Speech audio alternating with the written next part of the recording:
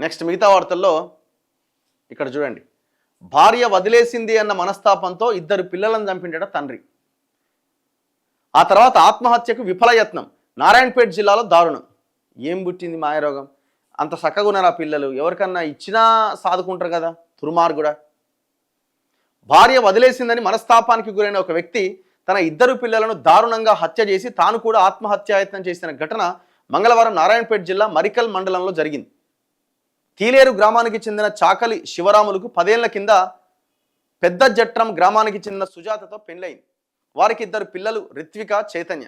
భార్యాభర్తల మధ్య మనస్పర్ధలు రావడంతో 3 ఏళ్ల కింద 2 పిల్లలను వదిలేసి భార్య పుట్టింటికి వెళ్ళిపోయిందట.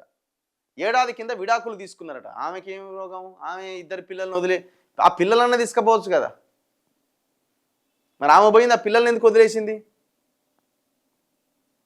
తండ్రి దగ్గర ఉన్న పిల్లలను తాత నానమ్మ పోషిస్తున్నారు. ఈ క్రమంలో జీవితం పైన విరక్తి చెందిన శివరాములు తాను చనిపోతే తన పిల్లలు అనాథలవుతారని వారిని కూడా చంపాలని నిర్ణయించుకున్నాడు. సోమవారం రాత్రి పిల్లలను పొలం వద్దకు తీసుకెళ్లి ఉరి బిగించి హత్య చేసిండు. ఆ తర్వాత మృతదేహాలను దగ్గరలో ఉన్న కోయిల్ సాగర్ డిస్ట్రిబ్యూటరీ కాల్వలో పడేసిండు.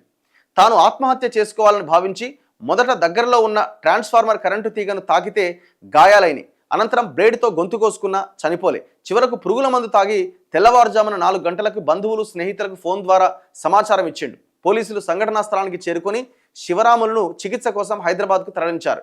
నీటిలో ఉన్న పిల్లల మృతదేహాలు బయటకు తీశారు. ఎంత అన్యాయం కదా పాపం, ఇంత ఘోరం.